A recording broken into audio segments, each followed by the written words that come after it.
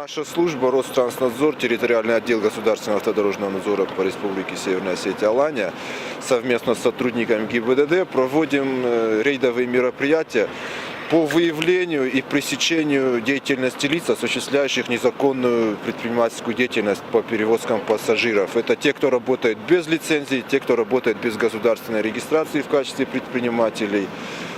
И кроме того, мы проверяем соблюдение лицензионных требований теми перевозчиками, которые работают на основании лицензии. Значит, за работу без лицензии у нас сегодня предусмотрены штрафы в размере 50 тысяч, это первый раз, и повторно 100 тысяч рублей.